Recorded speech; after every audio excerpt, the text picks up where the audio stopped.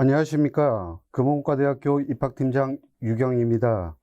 지금부터 2022년 KIT 미래공학도 포럼을 시작하겠습니다.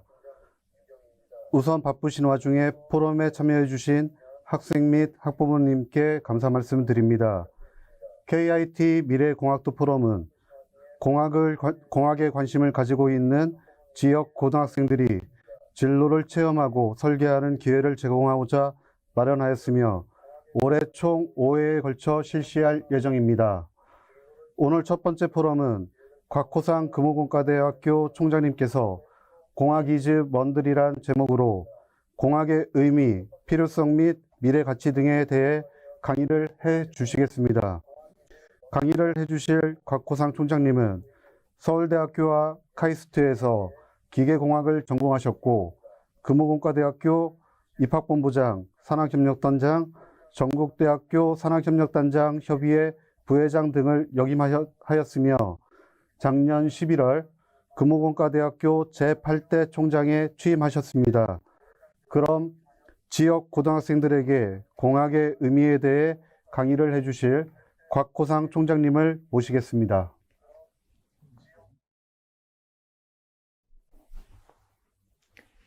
안녕하세요. 금호공과대학교 총장 곽호상입니다. 2022년도 KIT 미래공학도 포럼 첫 번째 강연을 제가 맡게 됐는데 제목을 공학 이즈 먼들 이렇게 정했습니다. 제 나이 또래에서 이렇게 익숙한 용어는 아닌데 우리 학생 여러분하고 제가 코드 좀 맞춰보려고 제목을 여러분들이 좀 익숙한 용어로 정했고요.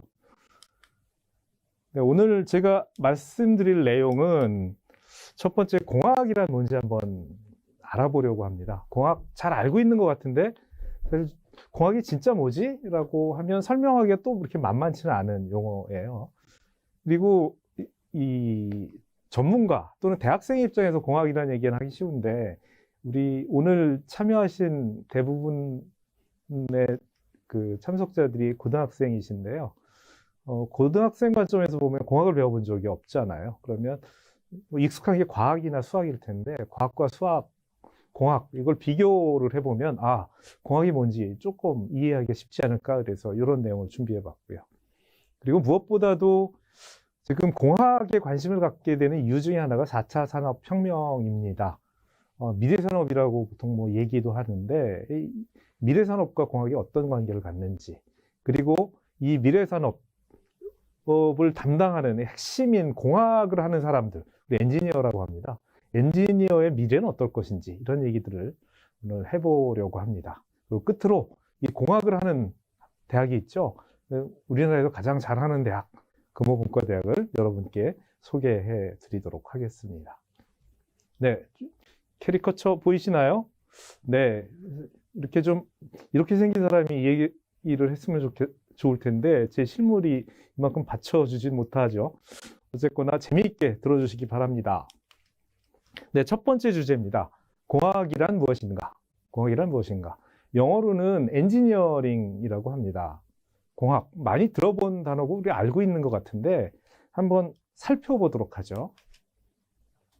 네, 엔지니어링, 영어죠. 엔지니어링. 영어는 보통 어원이 있습니다. 그 어원에 따라서 이게 어떤 말에서 시작된 건지 우리가 찾아볼 수 있는데 엔지니어링과 관련된 그 단어를 역사적으로 살펴보면 처음 나온 게 이게 문헌상에 처음 나오는 게 1250년 정도입니다. 중세시대에 엔진이라는 게 나와요. 엔진. 엔진 여러분들이 뭔지 잘 아실 겁니다. 자동차에 엔진이 다 있죠. 여러분 심장에도 엔진을 하나씩 심장이 된다. 이 가슴에도 우리 사람도 엔진을 하나씩 가지고 있습니다. 심장입니다. 근데 엔진이 어떤 용어에서 나왔냐면 in general, 이게 창조하다 그런 뜻입니다. 비슷한 용어로 ingenious, 그러니까 천재적인 이런 뜻이에요. 그 다음에 인젠, 기계라는 뜻이고요. 인제늄, 발명품이라는 뜻입니다. 다시 말하면 엔지니어링이라는 게 어원으로 보면 어떤 새로운 무엇인가를 발명하고 고안하고 천재적인 사람이 뭐 하는 거 여기서부터 시작했다라는 거죠. 그런데 요즘 사회에서는 공학의 의미가 예전엔 천재적인 사람들이 어떤 새로운 발명품을 만드는 것뿐만 아니라 굉장히 광범위하게 쓰이고 있죠. 우리가 공업이라고 하면 전자공업, 기계공업 여러 가지 그런 최근의 산업의 대부분 그 생산하는 것을 우리 공업이라고 얘기하는데 그 공업 분야에 과학을 어떻게 적용을 해서 그것을 만드느냐 하는 어떤 이런 것들을 전부 다 통틀어서 우리는 공학이라고 합니다. 근데 기존의 과학과 무엇이 다르냐? 여기 보면 과학적이라는 말이 있습니다. 경제학적, 사회적, 넘어갔네요. 원리를 이용한다라는 이야기는 제가 뒤에서 다시 설명을 드리겠지만 공학은 그 자체가 어떤 기술 이런 얘기를 하는 게 아닙니다. 과학적 원리를 이용하지만 공학은 그것으로 무엇을 만들어서 이게 경쟁력이 있어야만 의미를 가집니다. 경쟁력이 쉽게 얘기하면 팔려야 된다라는 거죠. 팔릴 수 있는 물건 아니면 사람이 사용할 수 있는 것 무엇인가를 만들어야 되는 거죠. 그런 점이 이제 과학과 다른 것이고요. 뭐 쉽게 얘기하자면 제가 아래쪽에 써놨습니다만은 새로운 제품, 도구 거기에다가 요즘엔 서비스까지도 얘기합니다. 이런 것들을 만드는 것에 대한 것을 다루는 학문, 이것이 바로 공학이라고 이야기할 수 있겠고요. 이 안에 지금 여기 그림이 있는데 이게 뭐 어찌 보면 현대적 의미의 공학의 시초가 진기관의 발명이라고 볼 수 있는데 그 진기관이 공학의 대표적인 발명품이다 이렇게 보시면 되겠습니다. 그래서 공학은 뭐 여러 가지로 정의하는데 뭐 요즘에는 이렇게 정의하는 경우가 많습니다. 인간의 안전성, 편의성, 효율성, 경제성, 쾌적성, 굉장히 어려운 단어들이긴 한데 이것을 개선하는, 기존에 있는 거 새로 만들거나 아니면 이것을 개선하는 제품, 도구, 서비스를 만드는 활동, 이런 것을 통칭해서 우리는 공학이다라고 얘기하는 거고요. 실제로 보시면 왼쪽에 그림이 하나 있습니다. 이게 인간이 태어나기 이전의 지구이죠. 뭐 자연 그대로인데요.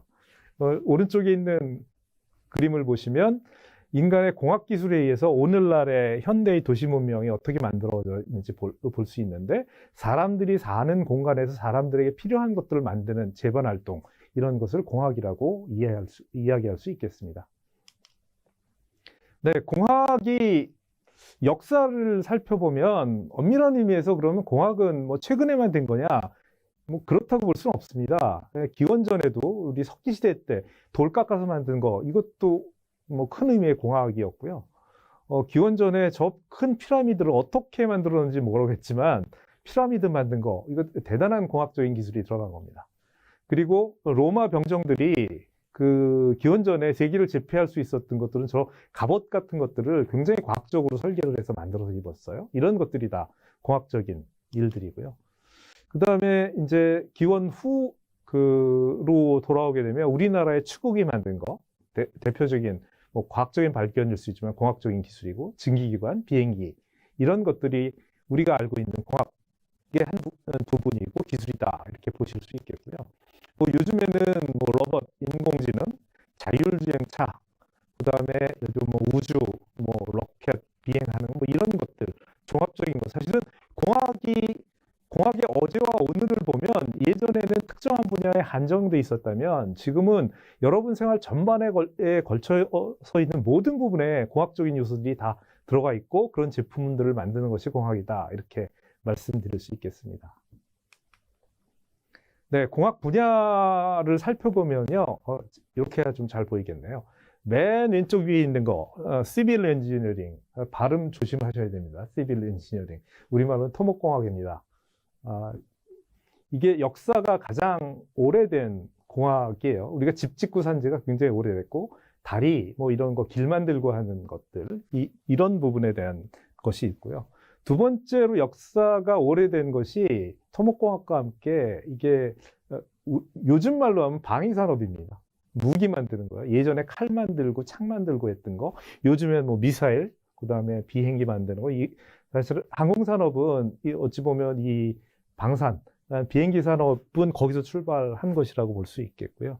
그 다음에 화학공학, 그 다음에 재료공학, 그 다음에 기계공학, 전자공학, 요즘에는 제일 인기 있는 게 IT 쪽이죠. 컴퓨터공학 쪽이고, 그 다음에 앞으로 유망한, 지금 코로나 때문에 사실은 이미 많이 떴는데요. 이 바이오공학, 생명공학 쪽, 이런 것들이 뭐 큰 분야라고 볼 수 있겠지만, 공학 분야는 굉장히 다양합니다. 그래서 대학에 가보면 공학과 관련된 과수를 살펴보면 전국에 있는 거 다 모으면 한 30개는 될 거예요. 그런데 여기서 보면 예를 들면 기계하고 전자가 합쳐지기도 하고 전자하고 IT가 합쳐지기도 하고 이런 융합 분야들이 계속 생겨나고 있습니다. 근데 지금 여기 보여주는 8개 분야 정도가 공학을 대표하는 큰 줄기로 보면 큰 분야다라고 보실 수 있겠습니다. 네, 공학을 그러면 근데 공학이 학문으로 언제 시작했느냐라고 보면 공과대학이 언제 생겼느냐를 보는 것이 답이 아닐까 싶습니다. 역사적으로는 최초의 공과대학이 생긴 것, 이게 1784년에 프랑스 혁명 직후입니다. 프랑스의 에콜 폴리테크니크라는 학교가 생겼어요. 이게 역사적으로 최초의 오늘날 우리가 생각할 수 있는 공학을 다루는 전문가를 기르는, 근데 지금처럼 여기 아무나 들어갈 수 있는 대학은 아니었고 당시에 상당히 뭐라 그럴까요? 그 엘리트들이 다닐 수 있는 그런 최초의 기관이었다라고 말씀드릴 수 있겠습니다. 역사적으로 살펴보면 아직 300년이 안 된 거예요. 현대적 의미에서 우리가 다루고 있는 공학을 다루는 게 300년밖에 안 돼 있는데 지금 대학에 가보면 공과대학이 어느 대학이나 제일 큽니다. 그만큼 공학이라는 것이 현대사회에서 중요해졌다. 이렇게 말씀드릴 수 있겠습니다. 네, 세계 공과대학들이 많이 있습니다. 여러분들이 알고 있는 것 중에 뭐 여기 있는 대학이 세계에서 제일 뭐 잘한다고들 알려져 있어요. MIT라고 하죠. 매사추세츠 인스티튜트 오브 테크놀로지, 미국 보스턴에 있는 공과대학 중에 세계 1등하는 대학입니다. 이 대학이 1861년에 세워졌습니다. 그러니까 161년 전에 세워졌고요. 12,000명 정도 다니는 학교입니다. 그 미국의 공과대의 양대 산맥이 MIT가 있다면 서부 쪽으로 가면 칼텍이 있습니다. 칼텍은 2,300명밖에 안 되는 굉장히 소규모 학교인데 여기는 소수 정예를 키우는, 여기도 굉장히 훌륭한 세계 랭킹 뭐 요 두 개가 1, 2등을 다투는 공과대학이다 이렇게 볼 수 있겠고요. 유럽으로 가면 유럽의 아헨 공과대학이라고 있습니다. 사실은 공학이 실질적으로 발전하는데 가장 크게 기여한 나라라고 치면 초창기에 미국이 아니라 독일입니다. 독일의 공과대학들이 좋은 공과대학들이 많고요. 아헨이 그 대표적인 공과대학 중에 하나고, 그 다음에 네덜란드에 보면 TU 델프트 공대라는 곳이 있습니다. 여기서 1864년, 굉장히 오래된 대학이죠. 우리나라에는 공과대학이 언제 설립됐느냐? 물론 우리나라에도 연세대학교, 고려대학교가 사립대학으로 역사가 가장 오래된 대학인데 거기도 공학 파트가 있긴 하지만 뭐 서울대학에도 공대가 생겼었고요. 근데 공대만 이렇게 전문으로 하는 이런 대학이 생긴 게 카이스트라고 볼 수 있겠습니다. 1972년이고요. 여러분 뭐 카이스트는 다 아시는 대학입니다. 지금 학생 수가 10,000명 정도 됩니다. 대전에 있습니다. 그 다음에 1980년에 10년 뒤에 금호공과대학이 세워졌습니다. 금호공과대학은 금호공대 아시는 분은 아시겠지만 우리나라 전자산업의 중심지인 구미에 세워졌고요. 이쪽 전자산업, 이 산업인력과 관련된 그런 과학기술을 다루기 위해서 만들어진 대학이 되겠습니다. 네, 오늘 미래공학도 포럼이잖아요. 그러니까 여러분들은 공학에 관심이 있어서 이 자리에 오늘 참석하셨을 거예요.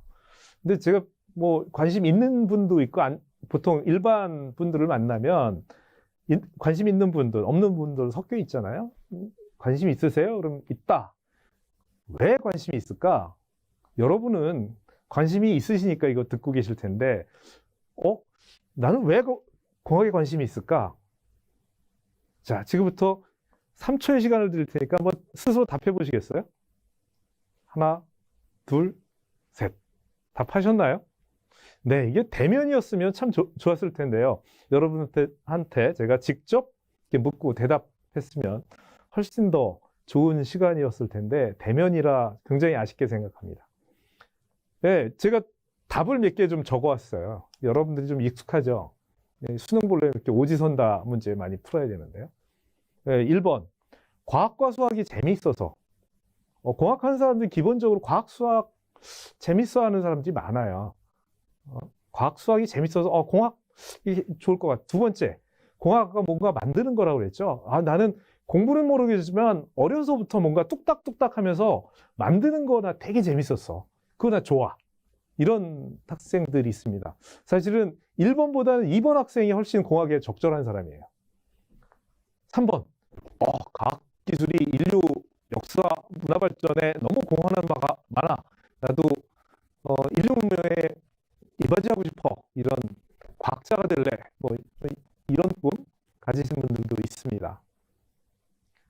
네 번째는 공대 나오면 요즘 취업하기 되게 어렵다는데 취업난이라는데 공대 가면 그래 취업 잘 된대. 문과 나오면 뭐 그런 말이 있으면 문송이라고요.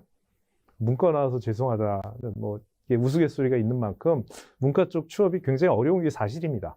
그에 비해서 공대 나오면 사실 취업이 훨씬 좋은 조건을 잘 되는 건 사실이거든요. 그래서 이런 이유. 5번째, 창업해서 떼돈 벌 거야. 요즘 스타트업의 시대입니다. 세계에서 지금 내노로 하는 부자들은 전부 다 이런 과학기술을 가지고 창업해갖고 떼돈 버는 사람들입니다. 뭐 여러분들이 아는 빌 게이츠, 마크 저커버거, 뭐 이런 사람들이 그렇죠. 우리나라에도 뭐 이런 기회들이 열려 있습니다. 아마도 요즘에 제가 우리 학생들한테 물어보면 결론은 이건 것 같아요. 공학이 돈이 된다는 거죠. 취업이 되거나 아니면 창업을 하거나 뭐든 아무튼 공학을 하면 뭐 현대사에서 돈 중요하죠. 중요한데 아무튼 이 돈이 된다라는 돈과 공학의 연관성으로 생각해 보는 게 공학에 대한 관심이 많은 것을 설명하고 있다라고 생각합니다. 여러분도 그러시나요?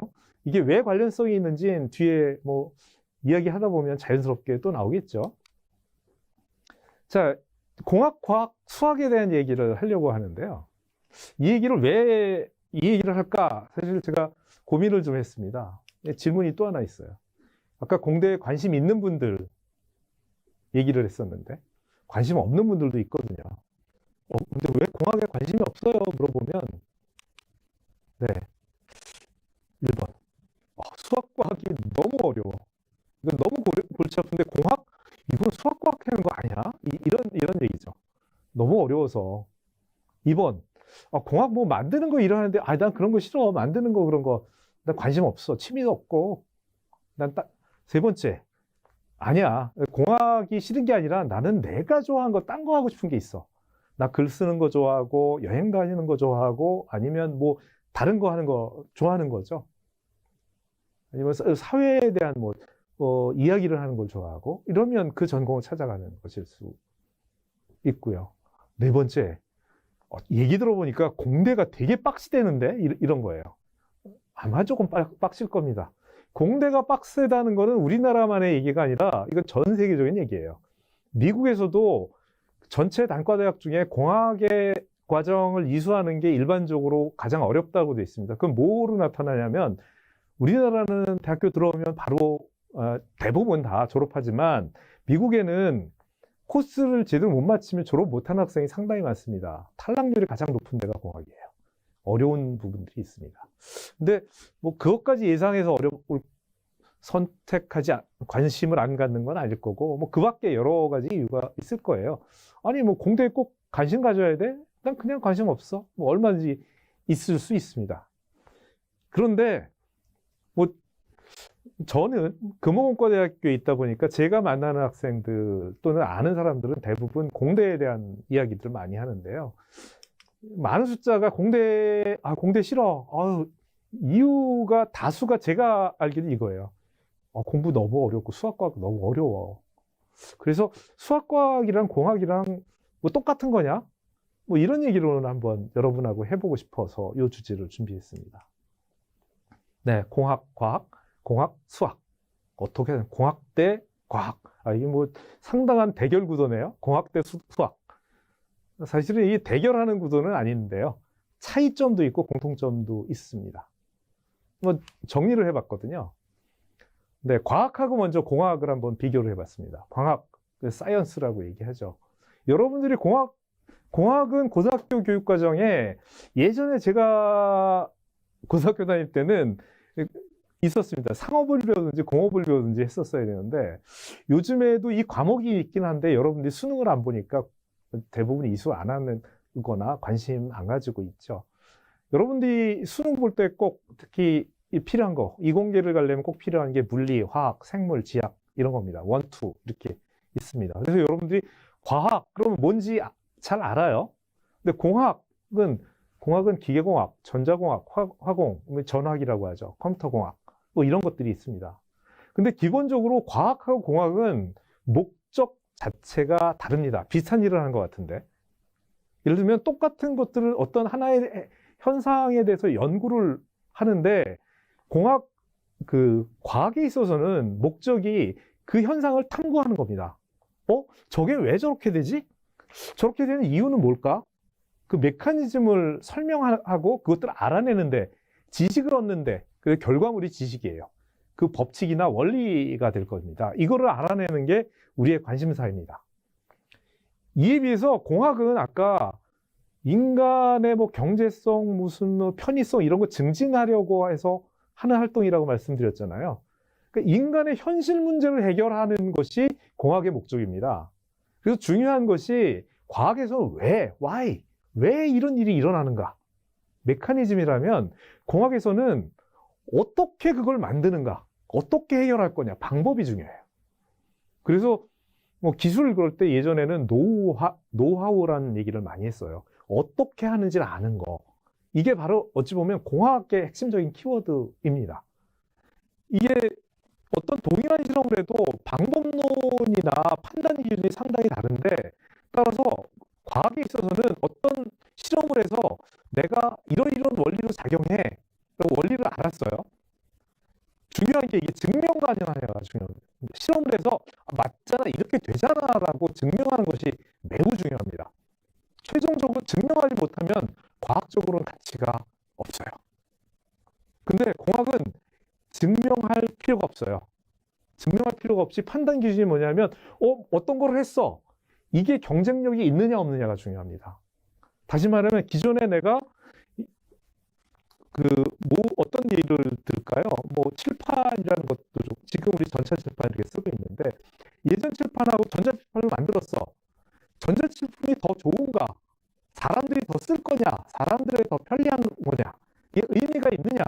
경쟁력이 있느냐가 가치 판단의 기준이지 예를 들면 전자칠판의 원리가 무엇이냐? 이것이 공학에선 가장 중요한 가치가 아니다라는 겁니다. 그래서 공학은 과학을 기초로 한 기술을 이제 과학과 기술은 좀 다른데요. 아까 얘기하면 기술이라는 것은 그것을 응용하는 것이라고 보면 그 기술을 활용하는 것이 공학이고요. 그런데 최근에 이 과학과 공학이 헷갈리는 게 뭐냐면 예전에는 물리학과에서 배우는 거하고 예를 들면 공대 기계공학과에서 배우는 것이 엄청 차이가 났습니다. 근데 둘 다 발전하다 보니까 최근엔 경계가 모호해졌어요. 예를 들면 예전에 물리학 하는 사람들이 하는 거를 지금은 공학하는 사람들이 공부를 해요. 왜? 그만큼 공학의 레벨이 올라갔다는 뜻입니다. 그래서 대학에서 보면 과학과 공학의 경계는 모호해지고 있고 앞으로 더 모호해질 겁니다. 두 개가 마구마구 섞이고 있습니다.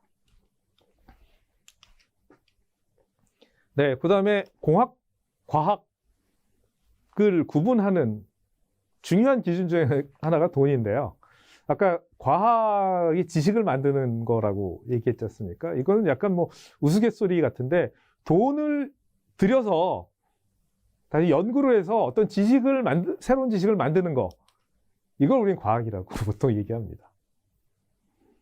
반대로 공학은 이런 지식을 이용해서 거꾸로 돈을 만드는 거예요. 어떤 제품, 재화, 서비스를 만들어서 이게 돈이라고 제가 썼지만 돈은 우리가 얘기하는 100원, 200원의 돈이 아니라 사회적인 가치라고 생각해도 좋겠습니다. 즉 지식을 이용해서 사회적으로 가치 있는 무엇인가를 만들어내는 일, 이것이 공학이다. 이렇게 정의하고 싶습니다.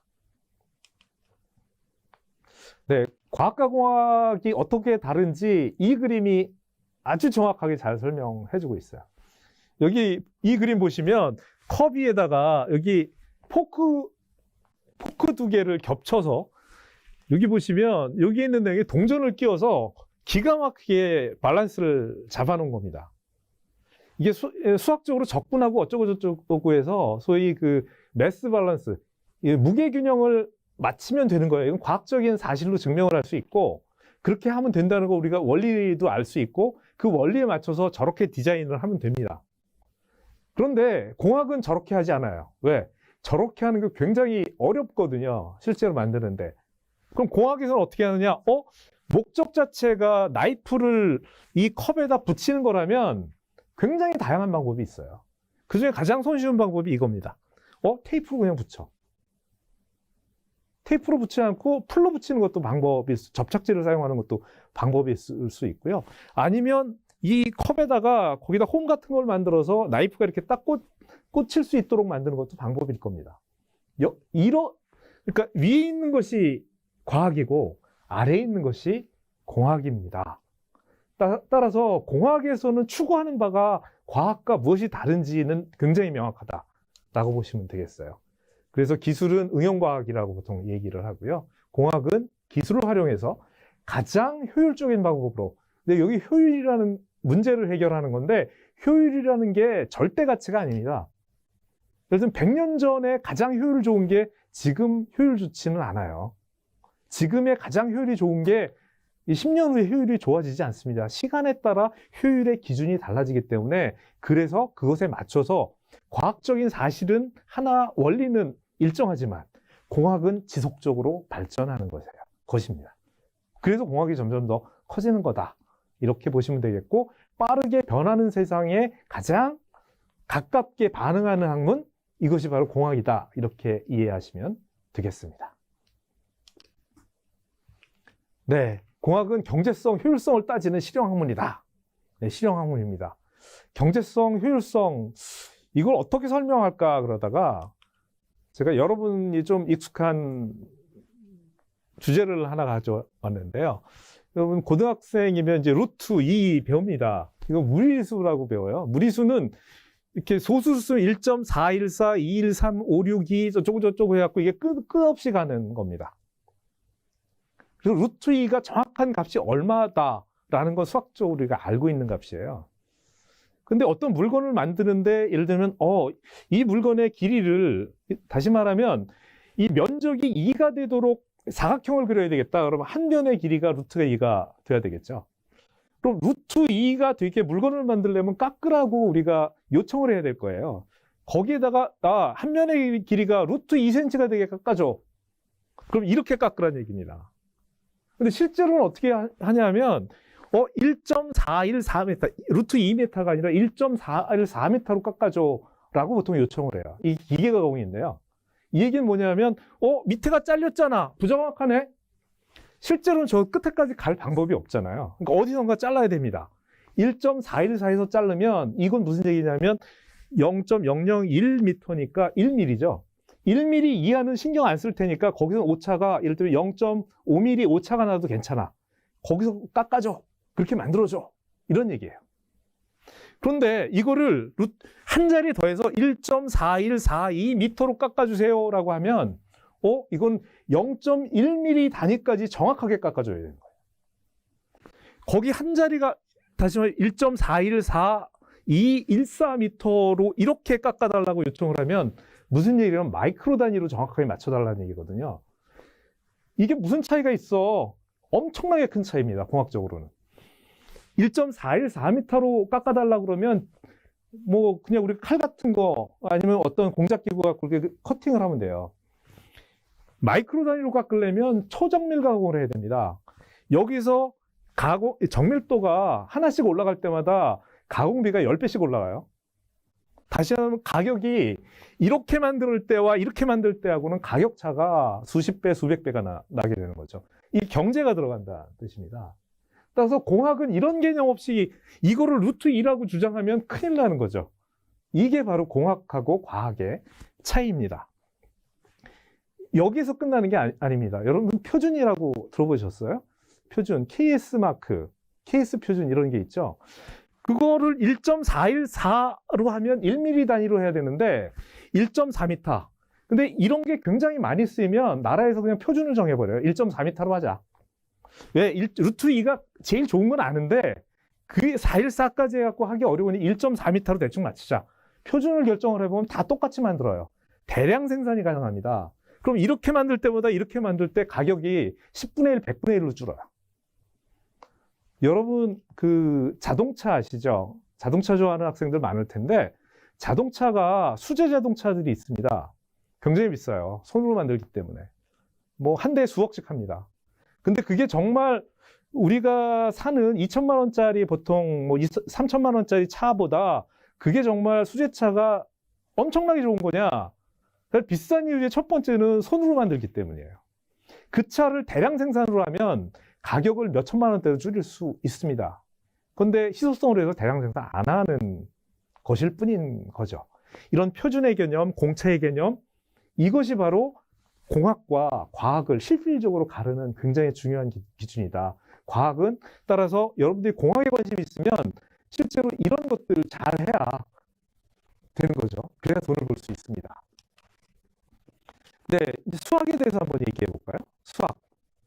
보통 공학하면 공학하는 사람 수학 많이 해야 된다고 그래요. 사실입니다. 여러분 대학교 들어오면요. 공대에서 대학교 1학년 때 야, 난 수학 어려웠는데 아, 이제 대학 들어왔어. 근데 공학 선택하면 대학교 1학년 때 대학 수학 배웁니다. 1, 2학기 배워요. 그 전공 들어가면 아, 이제 수학 안 해도 되나?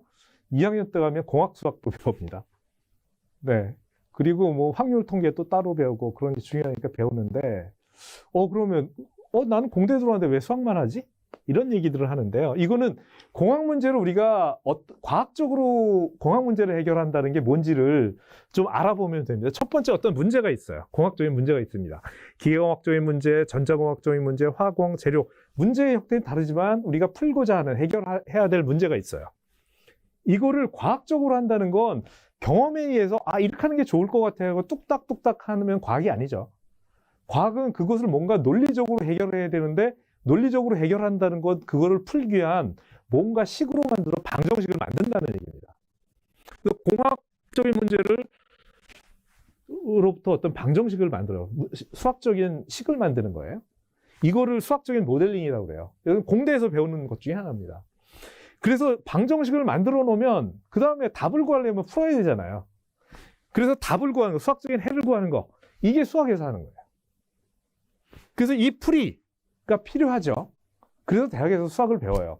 여러분들이 중고등학교 때 배웠던 수학, 바로 이 과정입니다. 근데 이게 매우 어렵죠. 여러분들이 머리 싸매는 게 뭐냐면 이 방정식에서 해 구하는 거 이거 어려워. 너무 어려워. 그래서 수포자도 생기고 그러는 겁니다. 그런데 예전에는 실제로 이 방법밖에는 방법이 없었어요. 이렇게 해서 대충 하다가 안 되면 실험도 하고 했지만 실험하면 돈이 엄청나게 많이 드니까 손으로 풀면 돈이 안 들잖아요. 실험하면 그 뭐 로켓 같은 거 실험하면 하나 쏘아올리는데 수백억씩 들어갑니다. 그거를 손으로 풀 수 있다면 굉장히 좋겠죠. 예전엔 방법이 없었어요. 왜? 이게 너무 어려우니까. 근데 최근에는 컴퓨터가 이걸 해결해줘요. 그 사실은 여러분들이 별로 고민할 필요가 없는 게, 그러니까 예전에는 이걸 몰라서 문제를 못 푼다고 생각했는데, 여기 수학적인 해석은 이미 답이 알려진 거는 요즘 AI 그 프로그램 따닥 누르면 답을 가르쳐줘요. 그러니까 여러분이 풀 필요가 없는 세상이 이미 되었다는 거죠. 그래서 수학적인 답을 구하면 그 수학적인 답으로부터 어떤 물리적인 의미, 그 식을 보고 이 식이 이렇게 나왔으니까 그러면 얘가 증가하겠구나, 감소하겠구나, 이런 걸 볼 수 있는 거죠. 여기서 이게 뾰족하니까 여기서 최대값이 생기겠네, 이런 것들을 판단하고 이 정보로부터 어떤 결정을 하는 거. 공학에서 제일 중요한 거는요, 푸는 게 아니라 결정하는 겁니다. 어떤 물건을 만들 때 물건의 길이를 얼마로 할 건지, 재료를 뭐로 할 건지, 그 다음에 여기 기능을 어떤 방식으로 넣을 건지를 결정하는 거예요. 엔지니어가 하는 일은 뭐 깎고 이런 거 하는 게 아니라 그런 것들을 결정하는 거를 하는 게 엔지니어. 공학 공학하는 사람들이 하는 일입니다. 이 해석에 의해서 결정을 하는 게 이게 하나의 사이클이거든요. 그래서 공학을 하면 이걸 해야 되니까 수학도 잘해야 되는 건데, 근데 수학을 못하면 예전에는 다른 방법이 없었으니까 공학을 못해. 포기하는 게 나름 맞았어요. 근데 그럴 필요가 없어요. 왜? 공학하는 사람이 여기서부터 여기까지 혼자 다 하는 게 아니야. 실제로 회사에 가면 여러분들이 그 중에 요일만 하든지 요거만 합니다. 그러니까 내가 요거 못하면 그거 내가 못해. 대신 그건 네가 해. 수학 좀 잘하는 친구들 있잖아요. 그럼 그건 네가 해. 나는 요거 잘하니까 내가 할게. 이게 여러분이 앞으로 살아가는 세상이고 대학교에서 공부할 때 여러분들이 갖고 있어야 될 기본적인 자세라고 생각하고요. 역할 분담. 공학을 혼자 하는 법이 없습니다. 회사에 가보세요. 다 팀으로 일해요. 그러니까 그 중에 한 파트만 매우 잘하는 거예요. 다 잘할 필요 없습니다. 여러분이 중요한 건 이 전체의 과정이 이렇게 가는구나라는 것을 이해하는 것이 어쩌면 여기 수학적인 문제를 푸는 것보다 훨씬 더 중요하다. 이게 공학이 기존의 수학과 과학의 차이다라고 말씀드릴 수 있겠고요. 네, 제가 뭐 이상한 걸 하나 들고 왔어요. 여기 보면 잘 안 보이실 텐데 이게 1970년도에 기계공학과 관련된 제가 공부하던 소위 저널이라고 그러죠. 학자들이 자기 논문 써갖고 발표한 겁니다. 내용을 읽어보면 기계공학 전공이 기계공학인데 기계에 대한 게 아니라 순수식이에요. 이게 무슨 수학 잡지야, 수학 저널이야, 공학 저널이야. 공학 저널이에요. 기계공학 저널인데, 제 전공 저널인데, 보면 다 수학이에요. 왜 그럴까? 그때는 이런 방법밖에 방법이 없었어요. 근데 요즘 저널을 보면 이렇게 바뀌어 있습니다. 이게 작년에 있는 저널이거든요. 수식이 없어지고 다 뭐로 바뀌었죠? 그래프로 바뀌고 그림으로 바뀌었어요. 요즘 컴퓨터로 해가지고 이 수학으로 하는 게 아니라 그림으로 보여요. 그러니까 보면 이해하기가 훨씬 쉽죠. 여기 보시면 목차에도 보면 다 그림으로 들어가 있어요. 다시 말하면 공학을 하는 방법론에 있어서 수학에 대한 의존도가 낮아진 것이 아니라 수학을 쓰는데 그런 것들을 컴퓨터로 처리하고 이런 것들을 영상으로 처리하는 것으로 다 바뀌었다는 뜻입니다. 세상은 굉장히 빨리 바뀌었어요. 이렇게 바뀌는데 이게 70년이고 40년 만에 다시 말하면 연구를 하는 트렌드나 틀이 완전히 바뀌었다는 뜻이거든요. 수학이 중요하지 않다는 것이 아니라 수학을 활용하는 방법이 달라졌다. 이렇게 생각하시면 되겠습니다. 네, 수학 중요한 것은 따라서 수학 문제를 우리가 수학이 어렵다고 하는 것은 여러분들이 수학 문제를 풀려고 하기 때문에 푸는 건 저도 어려워요. 저도 예전에 공부 좀 했었는데 요즘 보면 어렵습니다. 근데 중요한 건 여기 dydx equal 1이라는 식이 있어요. 그럼 저걸 미분 방정식이라고 그러는데 풀면 지금 풀라고 하면 이건 좀 쉬운 걸 풀 수는 있겠는데 중요한 것은 저걸 어떻게 푸느냐가 중요한 게 아니라 저게 dydx라고 하는 것이 소위 미분이죠. 저게 무슨 뜻을 가졌는지를 아는 것이 중요한 겁니다. 식을 저렇게 써놨으면 사실 수학 시간에 배워요. dydx는 x가 변화할 때 y가 변화하면 그럼 x가 변화하는 것에 따라 y는 얼만큼 달라질 거냐 하는 거죠. 그래서 저게 1이라는 거는 쟤는 x가 1만큼 변하면 y도 1만큼 변할 것 같은데? 라고 이거를 보고 그런 의미를 읽어내는 거, 이거 훈련으로 가능한 겁니다. 푸는 건 아니에요. 사실 이런 게 훨씬 더 중요해요. 보면 밑에도 dv dt는 20 코사인 et 이렇게 되어 있는데 코사인, 이게 삼각함수 나오니까 갑자기 머리가 막 아프죠. 근데 삼각함수를 자꾸 풀려고 해서 그런데 삼각함수는 계속 이렇게 왔다 갔다 하는 거야. 주기적으로 움직이는 거야. 그럼 이걸 보고 얘가 변하는데 저렇게 변해? 그러면 변하는 게 주기적으로 계속 이렇게 변하는 거네. 그럼 오늘 갔다가 내일 돌아올 것 같은데? 이런 것들을 이해하는 게 가장 중요하다라는 말씀을 드립니다. 따라서 여러분들이 수학을 대학에서 만약 공학을 접하게 된다면 수학 문제 풀려고 하는 거 아까 푸는 거 못해도 된다고 그랬죠? 푸는 거 못하면 하청 주면 돼요. 쉽게 얘기하면 하청, 다른 기업에 주문 되는 거예요. 잘하는 기업에 그거 하라고 주면 되는 거예요. 그게 공학의 핵심이 아니고, 그래서 답이 나왔을 때 그것의 의미를 파악하는 거, 이거를 읽어내는. 그래서 제가 수학의 독해력, 뭐 말이 좀 이상한데, 수학에서 독해력이 제일 중요하다라고 말씀드린 겁니다. 네, 수포자. 뭐, 여러분은 아직 수포 안 하셨죠? 네. 수학 포기하는 사람 그렇게 많대는데, 수포자도 할 수 있나요? 뭐, 30년 전, 40년 전에는 아니야, 수포자 안 돼. 너 공대 가지 마. 그랬을 거예요. 근데, 뭐, don't worry, be happy입니다. 왜? 수학 문제를 푸는 것을 못해서 수포자였다면, 여러분들이 그 식을 읽어낼 수 있고, 그 식이 뭔지만 기술할 수 있으면, 푸는 건 요즘 컴퓨터가 해줍니다. 근데 저 같은 공학 전문가들도 수학 문제 푸는 거 요즘 손으로 안 풀어요. 실제로 컴퓨터로 풉니다. 그게 일상이에요.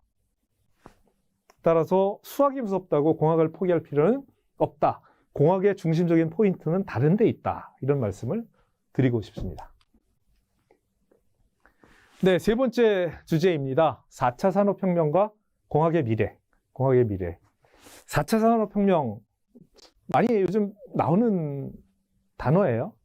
뭐, 로봇 얘기도 나오고, 인공지능 얘기도 나오고, 여러 가지 얘기가 나옵니다. 4차 산업혁명이 뭔지에 대해서 한번 알아보도록 하죠. 이게 공학의 미래에 어떻게 될 거냐를 가장 잘 설명하는 저는 단어가 4차 산업혁명이라고 생각합니다. 네, 4차 산업혁명이라는 키워드가 처음 나온 건 독일입니다. 독일에서 2011년이에요. 독일에서 인더스트리 4.0.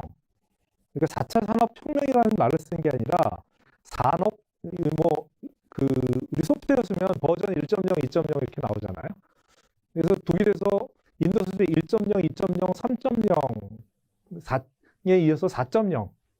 그러니까 3.0이 3차 산업혁명 이후의 일이라고 그러면 4차 산업혁명은 이후에 예를 들면 빅데이터, 뭐 IoT, 뭐 이런 것들을 이용해서 뭔가 다른 생산 방식으로 갈 거다. 거기에 대비해야 된다라고 처음 프로포절이 나온 게 2011년입니다. 지금부터 11년 전 얘기죠. 그러다가 2015년에 국제포럼에서 이 4차 인더스트리 4.0이 그 전 세계적으로 이제 센세이션을 일으키면서 요즘에는 4차 산업혁명 이 얘기 모르면 또 이렇게 좀 뒤처진 것 같은 그런 느낌 듭니다.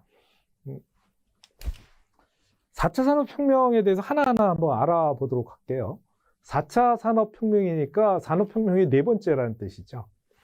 첫 번째 산업혁명은 증기기관입니다.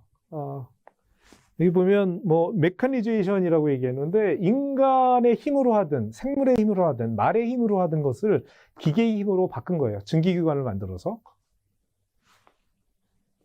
그러니까 오늘날의 산업을 만든, 다시 말하면 농경사회에서 지금과 같은 산업사회로 바꾸게 되는, 공업 중심의 산업사회로 바꾸게 된 뭐 혁명적인 사건이죠. 이 전과 이후에 인류의 문명이 달라졌습니다. 2차 산업혁명. 2차 산업혁명이 정확히 뭐냐? 2000년대 초반입니다. 미국 포드 자동차 회사의 그 회장님이시죠. 포드가 제럴드 포드라는 분이 뭐를 했냐면 이전에는 자동차를 전부 다 이렇게 수작업하고 이렇게 만들었어요. 자동차 값이 엄청나게 비쌌습니다. 그래서 자동차를 만드는 거를 요즘처럼 컨베이어 벨트 라인을 만들고 거기 분업을 해서 한 사람이 예전에는 모든 것들을 다 뚝딱뚝딱 하고 처음부터 다 만들었다면 나는 그중에 의자만 채우고 어떤 사람은 엔진만 끼우고 이 분업을 해서 라인을 지나가면서 이 작업을 하도록 분업 시스템을 만든 겁니다.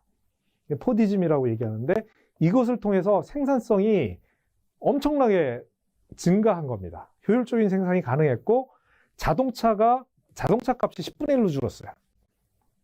그래서 오늘날의 이 대량 생산, 그러니까 요즘 공산품 가격이 싼 게 이 대량 생산 시스템이 그런데 이런 대량 생산 시스템으로 전환한 것이 2차 산업혁명에 해당되는 내용입니다. 3차 산업혁명은 뭘까요? 3차 산업혁명은 이제 컴퓨터가 등장합니다. 그래서 컴퓨터를 프로그램을 해서 사람이 그동안 하던 것들을 소위 자동화하죠. 기계가 이렇게 하도록 만드는 겁니다. 다시 말하면 예전에는 기계의 힘만 썼는데, 그리고 자동화했고 사람이 개입했는데, 그거를 기계가 이렇게 알아서 하도록 프로그램대로, 예를 들면 여기서 어떤 물건을 이렇게 반복적으로 움직이는 거는, 이건 사람이 하는 것보다 기계가 계속 이렇게 하도록 하는 게 훨씬 더 효과가 좋거든요. 그렇게 만든 겁니다. 4차 산업혁명은 그럼 뭐가 달라? 이때도 컴퓨터 썼는데 4차 산업혁명 시대에는 소위 사이버 피지컬 시스템이라는 것이 도입되게 되는데 이 무슨 얘기냐면 이 기계장치 안에 기계장치가 이 작동은 하지만 뭐가 없었냐면 뇌가 없었어. 머리가 없었거든요. 기계에다 뇌를 준 겁니다. 그러면 이게 실질적으로 일어나게 하려면 어떻게 해야 되냐면 기계가 움직이면서 내가 요만큼 갔는데 내가 원하는 데까지 갔는지 알아차려야 되거든요. 이게 센서라는 게 있어야 되고 근데 센서 어떤 거는 이거보다 내가 더 많이 갔다면 뒤로 조금 와라는 것들을 그 정보를 머리로 보내서 판단을 해야 되잖아요. 그게 전부 다 컴퓨터 시스템으로 이루어졌기 때문에 다시 말하면 실제 시스템이 있으면 실제 시스템에 센서가 있고 거기에 움직이게 하는 뭐 액추에이터라고 하는데 이런 것들이 있는데 이런 것들을 전체적으로 컨트롤하는 이 머리 이게 다른 데 있는 거고요.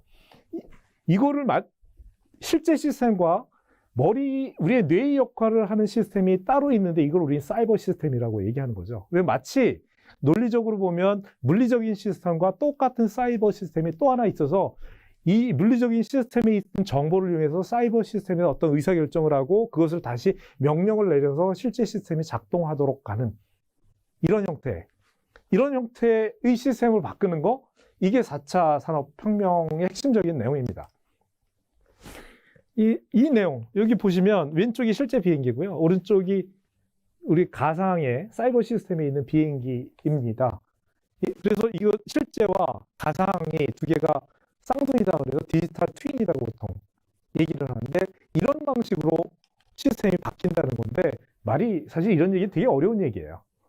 여러분들한테 쉬운 에그젬플이 인더스트리 4.0 하면 맨날 나오는 사례가 있습니다. 이게 바로 아디다스의 스피드 팩토리예요. 여러분 아디다스 잘 아시죠? 신발이 아니라 뭐 체육 관련된 그런 회사인데 아디다스입니다. 아디다스의 스피드 팩토리가 대표적인 4차 산업혁명의 이그젬플이라고 그러는데 도대체 이 스피드 팩토리는 뭘 얘기하는 거냐? 이런 겁니다. 자, 여러분 신발 좋아하는 사람들 같은 경우에 그 한정품이 있어요. 요거는 딱 1000쪽밖에 안 만들었어. 엄청 비쌉니다. 수집하는 사람들도 있죠. 그 왜 비싸냐? 그게 만드는데 돈이 그만큼 많이 들어가서? 아니에요. 그 기호에 맞는 사람들 한정판으로 만들기 때문에 그렇습니다. 근데 사람마다 대량 생산을 해서 주면 싸게 만들 수 있어요. 효율적이긴 한데 사람이 남들 다 신는 거 신고 싶지 않거든요. 그리고 요즘 세대 여러분들 같은 경우에 남들 안 하는 거 난 특이한 거 나만의 거 갖고 싶으시죠? 인간의 기본적인 욕구입니다. 그래서 그런 걸 만들어야 비싸게 받을 수 있어요. 돈을 벌 수 있습니다. 아디다스는 그런 생각을 한 거예요. 어떻게 하면 사람들이 각자 원하는 게 다 다른데 근데 대량 생산을 하면 희소성이 떨어지니까 가격이 떨어질 거고 어떻게 하면 각자 원하는 것들을 맞춤형으로 잘 만들어줄 수 있을까? 그래서 예전엔 그게 어려웠는데 요즘엔 인터넷에서 주문받아요. 거기에 보면 기본 모델이 있고 거기 색상, 디자인 그것을 사람들이 자기가 원하는 것들 다 선택할 수 있도록 만듭니다. 옛날에는 대량 생산하는데 그게 아니라 그러면 그게 이 현대적인 사이버 피지컬 시스템이 있는 곳으로 그 명령이 인터넷으로 날아가면 그쪽에서 준비된 재료를 갖고 있다 그것들을 바로 만들어 주는 거예요. 그럼 공장이 지금은 어떤 멀리 떨어진 곳에 대형 공장이 필요 있는 게 아니라 대도시 몇 군데 이런 것들을 하는 공장이 군데 있으면 되고 주문이 오면 가장 가까운 공장에서 그 재료를 조달해서 그러니까 그곳에 맞는 것들을 지금은 생산 시스템이 지금 IoT나 그다음에 AI 뭐 이런 것들이 있기 때문에 이런 것들을 만들 수 있는 정도의 수준의 생산이 가능해졌다라는 뜻입니다. 완벽하진 않지만 이런 것들이 지금 일정 정도 가능해졌기 때문에 그런 식으로 생산. 그래서 이걸 뭐라고 얘기하냐면 대량 생산에서 소품종 다량 생산으로 갔다 이런 것을 맞춤형 생산이라고 얘기해요. 맞춤형 생산을 하면 소비자가 원하는 거 하나하나를 들어줄 수 있기 때문에 비싸게 받을 수 있습니다. 그러니까 전부 다 4차 산업혁명으로 간다는 얘기는 뭐냐면 이거는 회사의 관점에서 보면 소비자 한 사람 한 사람의 기호를 맞출 수 있는 무엇인가의 서비스, 제품을 제공하는 형태로 앞으로 생산은 발전해 나갈 거다. 지금은 휴대폰도 마찬가지잖아요. 대량 생산해서 그렇게 만드는데 이것도 더 발전하게 되면 다 자기가 원하는 방식, 디자인 다 다를 텐데 그거 맞춤형으로 할 수 있는 게 지금 신발 같은 건 어느 정도 가능하고요. 휴대폰 같은 것들은 반도체 이런 것들은 시간이 좀 더 걸릴 건데 그쪽 방향으로 갈 거다라는 겁니다. 자, 이건 또 다른 예입니다. 패러데이 퓨처라고요. 미국에서 2016년도에 CES라고 세계 그 전자, 그 다음에 라스베가스에서 열리는 박람회입니다. 올해도 열렸고요. 세계 신제품, 새로운 아이디어는 여기다 전시됩니다. 전 세계 혁신을 경쟁하는 대표적인 자리가 이 자리인데요. 여기서 발표된 게 이 회사에서 Variable Platform Architecture, 뭐 좀 어려운 얘기예요, 여러분들한테는. 이 무슨 얘기냐면 자동차는 대표적인 조립 산업입니다. 부품이 뭐 5만 개에서 10만 개 정도 조립해요. 그래서 그것을 완성차로 만드는 회사가 주도권을 가지고 있습니다. 거기 부품에서는 납품을 해야 되고, 우리나라에서 현대 기아차, 전 세계적으로 보면 뭐 일본의 도요타가 있고, 미국 GM, 독일의 폭스바겐, 그 다음에 뭐 고급차로는 벤츠, BMW 이런 것들이 있습니다. 이런 회사들이 시장의 주도권을 가지고 있어요. 파워를 가지고 있는데, 이 얘기는 무슨 얘기냐면 전자제품은 이런 방식으로 안 만들어요. 그렇게 조립해서. 전자제품은 중요한 것들을 이렇게 단위로 모듈이라고 그러죠. 모듈로 만든 다음에 모듈을 이렇게 빡빡빡빡 꽂아서 만듭니다. 훨씬 더 빨리 만들 수 있는 거예요. 이렇게 바뀌면 세상이 달라지는 겁니다. 뭐냐면 완성차가 이 산업의 주도권을 갖는 게 아니라, 예를 들면 모듈 중에 요즘은 사실 요즘 이미 그렇게 되고 있는데, 전기차의 핵심 모듈은 이 패러데이 퓨처라는 건 전기차로 가겠다는 회사인데, 모듈은 배터리입니다. 배터리 사이즈를 기준으로 몇 개의 모듈을 만들어서 이렇게 조립을 하겠다라는 건데, 이렇게 되면 배터리 만드는 회사들이 주도권을 갖게 되는 거죠. 모듈을 만드는 회사. 이게 다시 말하면 산업 생태계가 완전히 달라지는 겁니다. 굉장히 혁신적인 아이디어예요. 그래서 2016년에 이것이 발표되고 전 세계 자동차 업계가 술렁거렸습니다. 이 회사가 이거 발표한 다음에 그 투자를 미국에서 한 1조 원 정도 받았다고 그래요. 테슬라를 경쟁자가 될 거다라고 했는데, 근데 자동차가 그렇게 만만치는 않거든요. 사실 시간이 걸리는 일입니다. 근데 앞으로는 이렇게 갈 겁니다. 1년, 2년이 아니라 10년, 20년, 30년 후에 이렇게 갈 건데, 지금은 뭐 고전은 하고 있지만 아직까지 제품이 나오진 않았는데, 최근에 뭐 아직도 살아있는 회사입니다. 혁신적인 기업이죠. 다시 말씀드리면 여기에서도 이렇게 될 수 있다는 뜻은 무슨 뜻이냐 하면, 자동차 산업이 기존의 졸업 산업이면 라인을 깔아야 되는 대형 투자가 필요한 산업이거든요. 그게 아니라 조립 산업으로 가게 되면, 다시 말하면 우리 동네 근처에 조그만 자동차 회사들, 여러분들이 원하는 것들을 디자인하고 모듈을 조립해서 여러분의 차를 여러분 스스로 디자인할 수 있는 시대가 오게 된다는 뜻입니다. 이게 미래 4차 산업혁명이 말하고 있는 미래의 산업이고 미래의 모양인 거예요. 얼마나 멀리 있느냐, 산업에 따라 차이가 있겠지만 아마 여러분들이 죽기 전에 이런 세상은 반드시 올 것이고요. 아마 여러분들이 열심히 일하는 세상에 이렇게 될 거라고 저는 확신합니다. 네, 여러분들이 지금 사는 세상, 실제로 이런 얘기들, 아까 패러데이 퓨처 같은 경우는 뭐 이 분야의 전문가 아니면 잘 모르는 얘기인데, 세상이 이렇게 빨리 변하고 있습니다. 변하면 기존에 하던 걸 하는 데는 위기예요. 왜?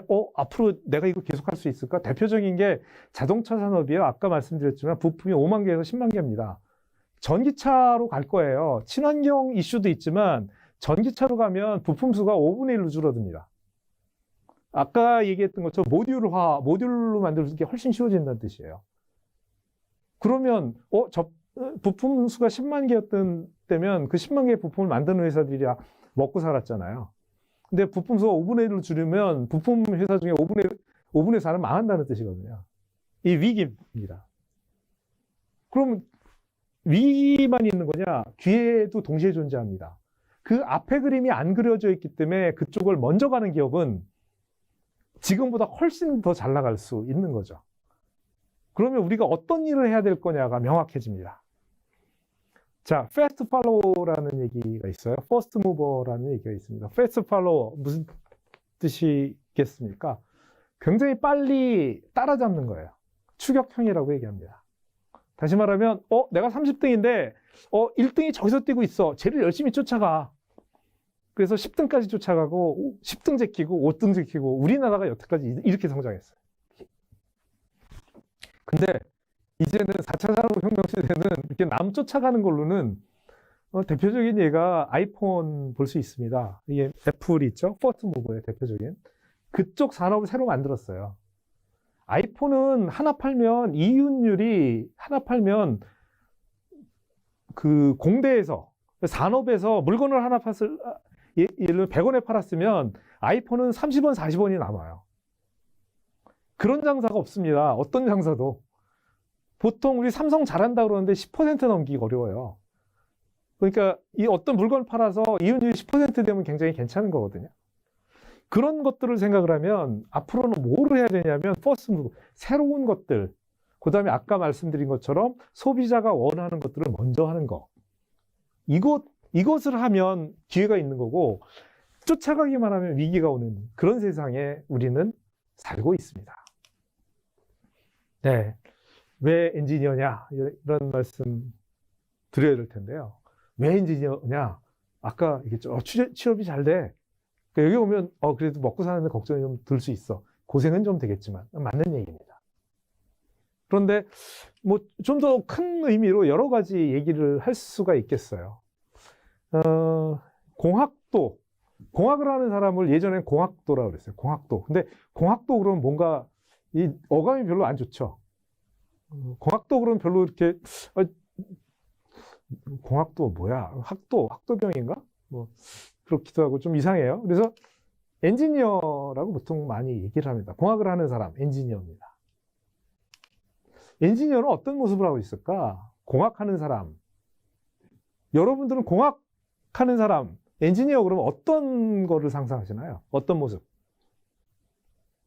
요즘은 그래도 인식이 많이 개선됐는데 10년 전에는 이거였습니다. 보이시나요? 그러니까 공학을 하는 사람이 어때야 되냐면 기본적으로 이렇게 양복 입고 있으면 안 돼. 양복 안 돼? 어떻게 해야 돼? 작업복 입어야 돼. 그것도 이렇게 청으로 되어 있는 거. 그리고 얼굴이 이렇게 저처럼 넥타이 메고 있으면 안 되고 얼굴에 이렇게 기름칠이 두 줄쯤 이렇게 가 있어야 됩니다. 아니면 저기 있죠. 뭐 물론 현장에서 안전모 반드시 써야 되는데 안전을 위해서 뭐 아니면 파이버 이렇게 딱 쓰고 안전모를 쓰고 이게 공학도의 모습이에요. 실제로 그러냐? 여기 보십시오. 이거 보면 이 사진을 보여주면 공학하는 사람이 아니라 이거 무슨 실험하고 뭐 어쩌고 하는데 이거 과학자지. 아까 말씀드렸죠. 과학과 공학의 경계가 무너졌다고. 공학하는 사람들의 랩에서 이런 거 하는 사람이 무지하게 많아요. 연구 직종으로 이런 일을 하는 겁니다. 공과대학교 나와서. 그다음에 오른쪽에 보면 컴퓨터로 뭘 하고 있죠.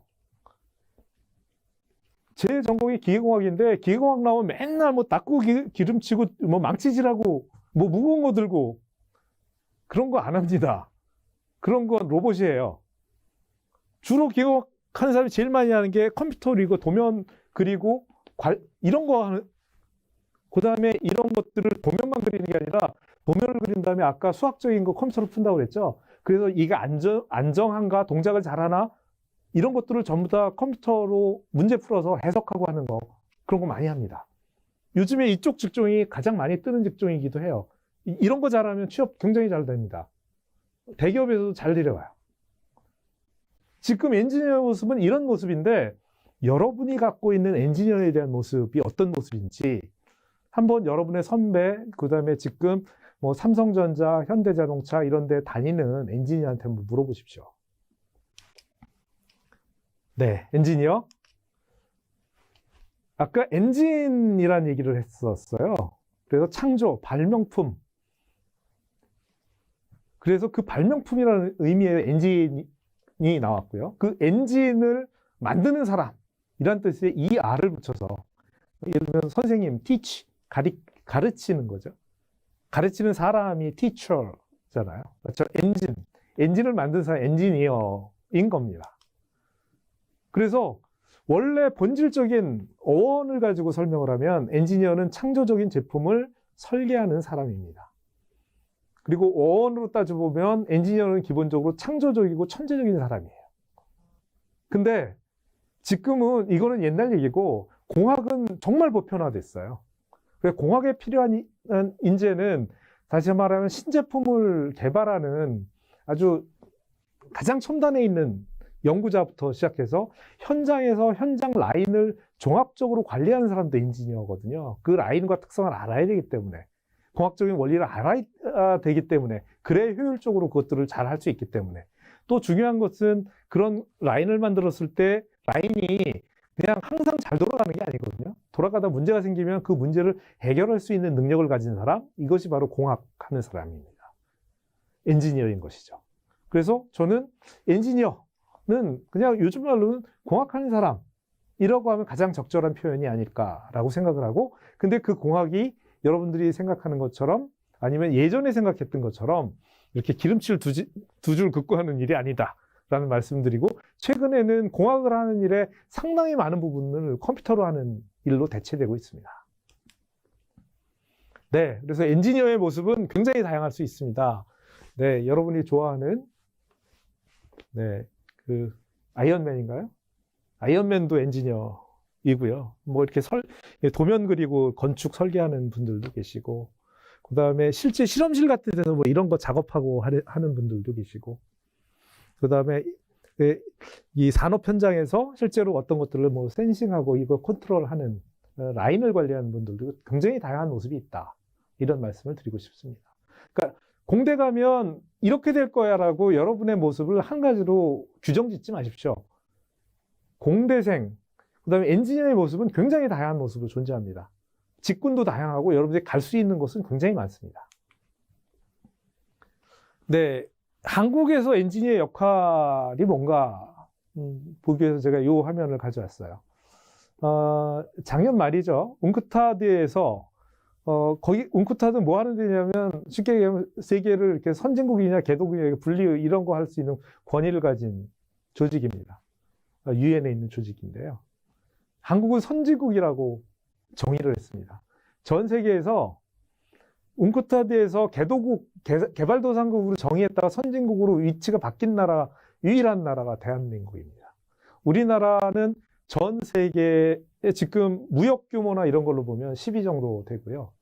그 다음에 지금 인구 5천만 넘는 나라 중에 이 정도의 경제 규모를 갖고 있는 나라는 우리나라가 7번째입니다.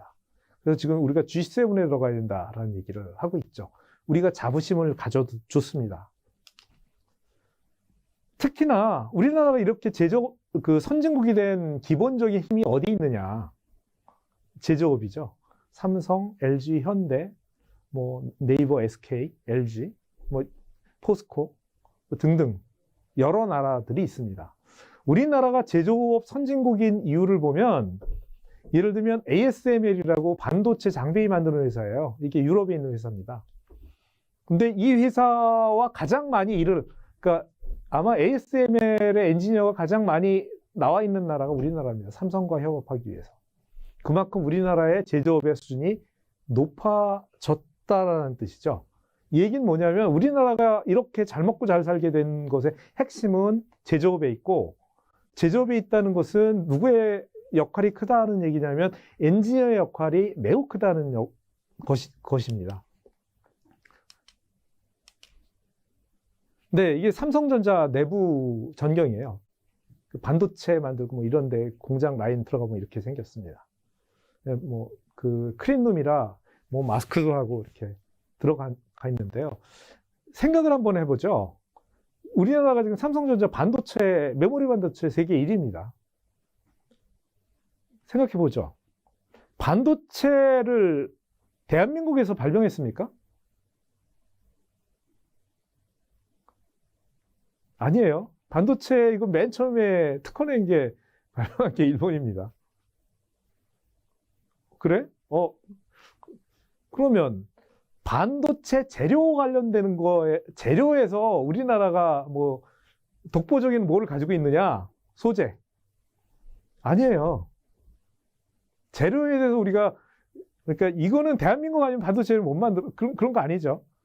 그 다음에 반도체 재료 들어가는 것 중에 중요한 재료 이런 것들 뭐 일본에서 수입하고 그러는데 일본에서 뭐 그 수출 규제하는 바람에 한동안 말이 많았었잖아요. 아니에요. 그래? 그러면 반도체를 만드는 장비들이 있어요. 장비는 대한민국이 최고야. 아니에요. 많은 장비를 수입했었습니다. 근데 그러면 삼성전자가 반도체의 원천 기술을 가진 것도 아니고 재료의 어떤 주도권을 가진 것도 아니고 장비에 있어서 우리나라가 제일 잘하는 것 아닌데 삼성전자 반도체를 어떻게 제일 잘하지? 삼성전자는 반도체 생산을 제일 잘하는 겁니다. 생산을 잘하려면 반도체 같은 경우에 수율이 되게 중요해요. 라인을 깔아놓으면 이게 맨 처음에 막 하면 다시 말하면 물건이 100개가 나오면 그중에 50개가 불량 나오면 50개 버려야 되거든요. 이 수율 측면에선 삼성전자가 전 세계에서 따라올 수 없을 만큼 가장 앞서 있습니다. 동일한 라인을 뭐 대만 같은 데 깔면 상당히 우리가 앞서 있다는 거예요. 그러니까 똑같이 라인을 깔면 다시 말하면 수율이 우리가 90%, 대만이 뭐 80%라고 칩시다. 그럼 똑같은 물건을 팔면 우리가 10%씩 이득을 더 보는 거예요. 이런 측면에 있어서 생산 기술이 대한민국이 독보적인 가장 앞서 있는 기술을 가지고 있다는 것이고 그 생산 기술은 누가 만드는 거냐? 이건 전적으로 엔지니어의 힘입니다. 대한민국의 엔지니어의 힘, 그러니까 저는 그런 점에서 대한민국 엔지니어들은 오늘날의 우리나라가 선진국에 간 것에 대해서 자부심을 가지고 있어야 된다고 생각을 하고 앞으로도 이 엔지니어의 역할이 더욱더 중요하다 이런 말씀을 드리고 싶습니다. 네, 엔지니어를 바라보는 시각, 선호도가 매우 달라졌습니다. 부모님 세대, 뭐 제 세대를 얘기하는 거죠. 제가 그 대학교 들어갈 때, 뭐 솔직히 말씀드려서 저는 공대에 가고 싶은 생각 없었습니다. 그러니까 저는 신문방송학과 그런 데 가고 싶었어요. 근데 우리 아버님이 아니야. 우리나라는 공대 가서 엔지니어가 잘 돼야 돼. 이게 중요해. 너 공대 가라. 그리고 아버지가 저 그렇게 불러서 말씀하셔서 요즘 같으면 아마 여러분 여기 가고 싶은데 부모님이 아니야. 너 신문방송학과 가지 말고 공대 가. 그럼 여러분 따르시겠습니까? 뭐 다른 분도 있고 아니신 분도 있겠지만 저희 세대 때는 사실 부모님이 그렇게 해라 그러면 저는 그때 그렇게 해야 되는 줄 알았어요. 그래서 공대에 갔습니다. 네. 그리고 과학의 가치, 과학자가 된다라든지 엔지니어가 되는 것에 대해서 사회적으로 어찌 보면 우리나라가 저희 아버님이 그렇게 생각했던 것이 60년대, 70년대를 거치면서 산업화가 굉장히 빨리 진행됐고요. 그쪽에 기회가 많다고 생각을 하셨겠죠. 근데 요즘에 공대 가라고 얘기하면 요즘 젊은 세대들이 사실 공대 기피하는 현상이 전 많다고 생각합니다. 요즘 젊은 세대들이 훨씬 더 좋아하는 거 보면 예를 들면 뭐 연예인, 물론 거기 기회가 많고 한번 뜨고 잘 나가면 뭐 떼돈을 벌죠. 그리고 폼나잖아요. 아니면 운동선수도 있고요. 아니면 안정적인 직업을 위해서 공무원을 원하는 친구들이 요즘 많습니다. 그리고 뭐 많은 친구들이 꿈이 뭐야? 뭐 하고 싶어? 그러면 건물주요. 뭐 이런 대답을 하는 걸 많이 들어요. 네, 건물주 되면 좋죠. 어찌 보면, 근데 이게 물론 좋은 건 알겠는데 전체적으로 보면 사실 누구나 건물주 될 수는 없는 거고 누구나 운동선수 될 수 없는 것이고요. 여러분들한테 저는 엔지니어에 대해서 한번 진지하게 다시 생각해보자는 얘기를 오늘 드리고 싶습니다. 엔지니어에게 새로운 기회가 비교적 많이 전 열려 있고 앞으로도 열릴 거라고 생각합니다. 다른 직종에 비해서. 예를 들면 스타트업, 뭐 창업하는 거죠. 세계 10대 기업 중에 역사가 100년 된 기업이 없습니다. 세계 10대 기업 대부분 30년 안팎 된 기업이에요. 그 중에 제일 오래된 게 마이크로소프트 정도일 겁니다. 80년대 만들어진 회사입니다. 물론 여러분들이 뭐 세계 1등의 부자가 되라는 얘기는 아니지만 다시 말하면 아까 세상이 굉장히 빨리 변하기 때문에 새로운 기회는 그쪽에서 생길 겁니다. 거기 가장 빨리 접근할 수 있는 사람이 누굴 거냐? 저는 엔지니어라고 생각하고요. 여러분들이 기술적인 어떤 노하우를 갖고 여러분들의 강점을 가지면 이쪽에 기회가 많이 생길 수 있다.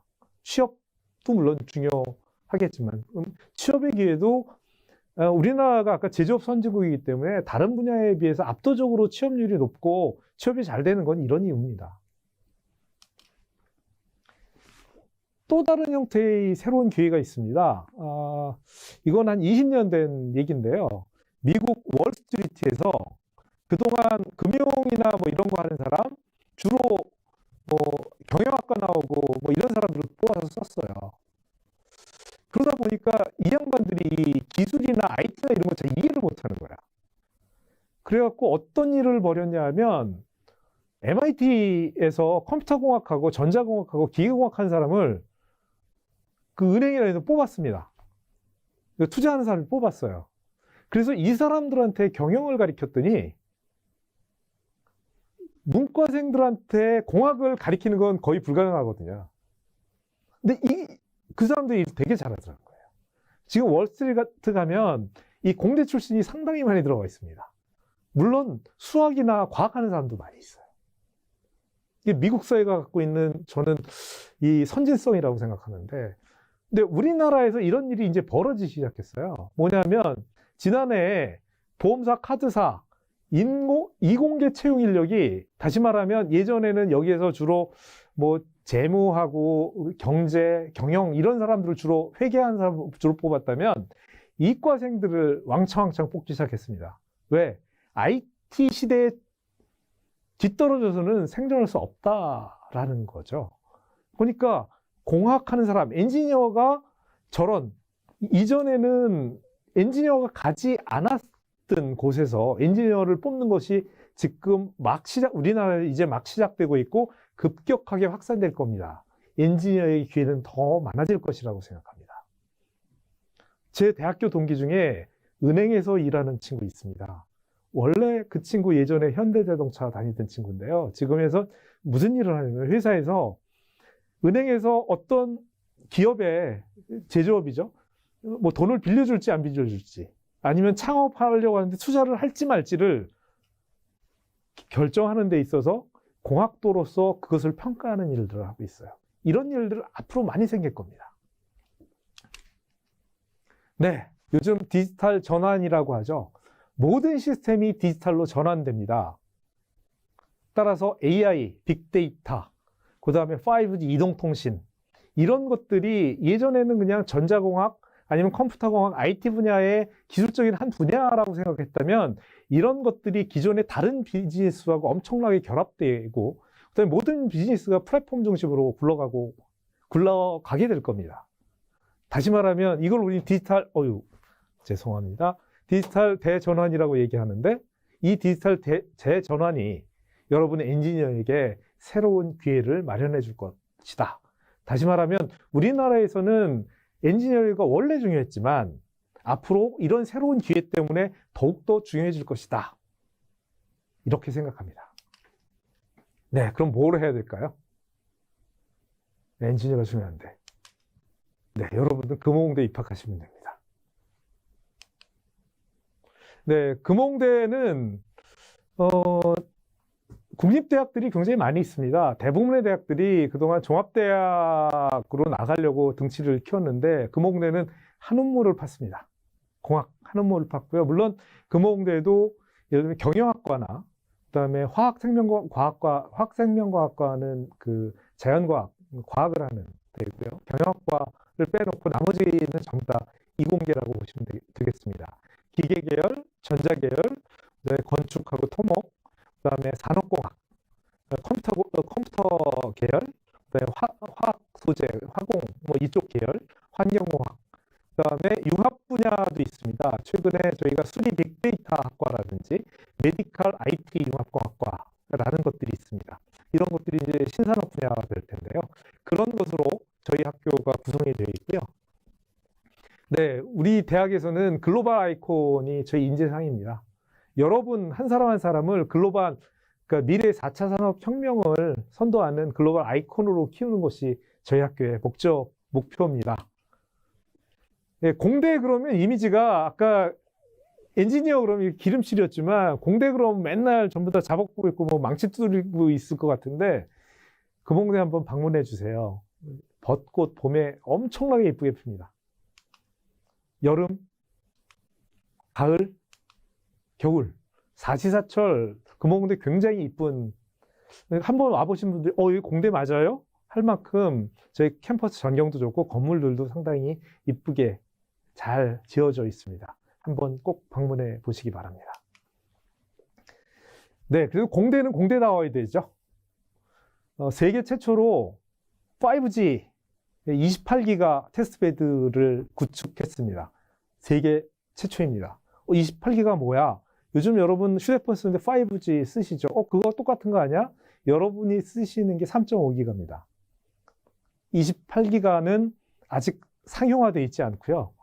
이것을 대학에 먼저 깔아서 저희들이 이걸 잘 작동하는지 테스트하는 것들을 우리 학교에 만들어서 여러 가지 이것을 이용해서 실험을 하고 있습니다. 이게 이제 활성화되면 원격 수업이라든지 그다음에 요즘 그 AR, VR 같은 거 수업을 그런 방식으로 하는데 저희 학교에 가장 앞서 있는 시스템을 먼저 구축할 수 있다. 그런 말씀을 드리고 싶고요.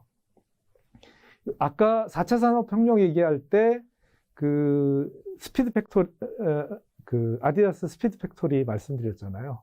그런 시스템, 맞춤형으로 생산하는 시스템을 스마트 팩토리라고 얘기합니다.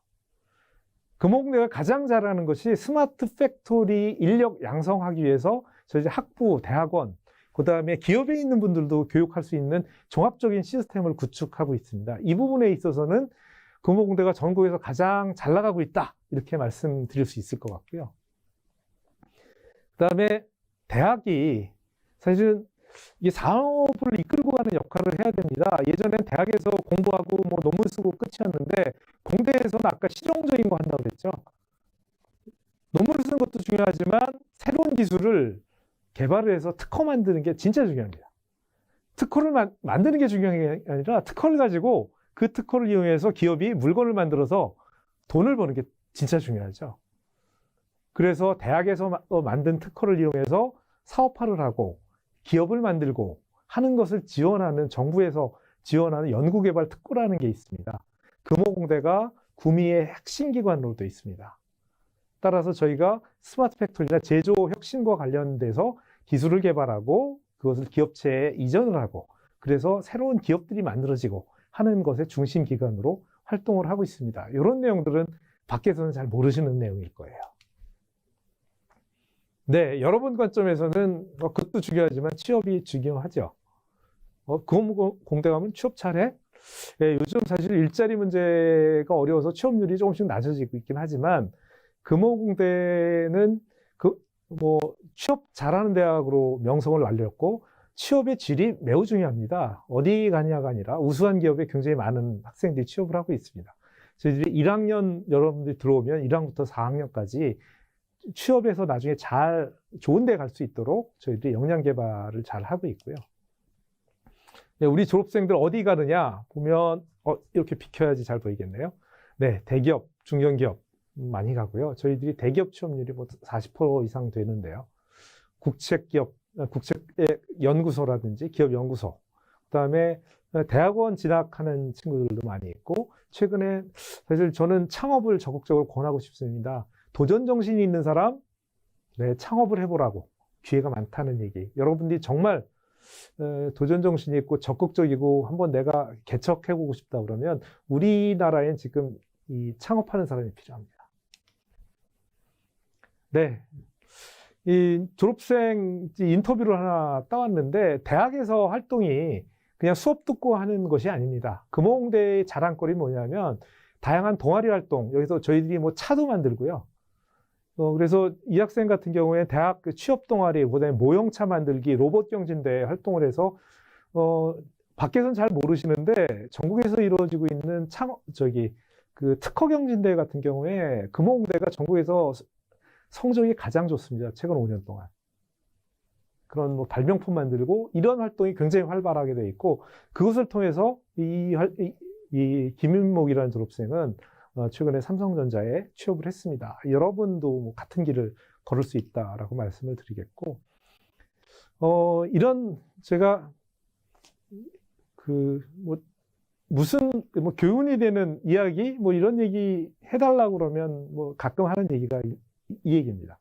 살다 보면 우리가 두 가지 실수를 흔히 저지른다고 합니다. 하나는 이거 해야 되는데 그런데 아예 시작을 안 하는 거예요.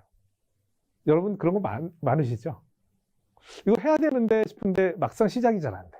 시작이 많이 되는데 시작만 하면 반은 한 건데. 두 번째는 그리고 끝까지 하지 않는 겁니다. 그래서 이 격언이 뭐 파울로 코엘료라는 분이 마법의 순간이라는 책에 쓴 얘기인데 여러분들한테 메시지가 되지 않을까 그래서 제가 적어봤고요. 네, 여러분의 성공 스토리 금호공대에서 한번 시작해 보시지 않으시렵니까? 네, 밑에 있는 그림 뭐 제자입니다.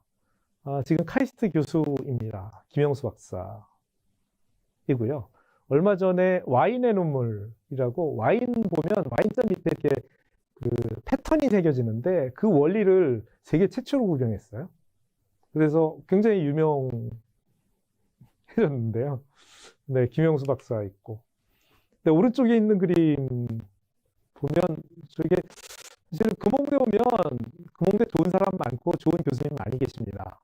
교수님하고 뭐 졸업하고 나서 나중에 찾아오면 저랑 저렇게 막창 먹으러 와서 소주 한잔 할 수 있는데 저 맨 앞에 앉아 있는 친구 보통 대기업에 취업하는 거 좋아하지만 지역에 있는 중소기업에 취업해서 10년 만에 임원이 됐고요. 자기의 기회를 잘 연 친구라고 생각하는데 지금은 스트라이크라고 의료기기 세계적인 의료기기 회사가 있습니다. 국내에서 그 생산을 총괄 담당하는 임원으로 스카우트에 간 친구들입니다. 여러분의 새로운 기회 금호공대에서 한번 같이 열어보지 않으시렵니까?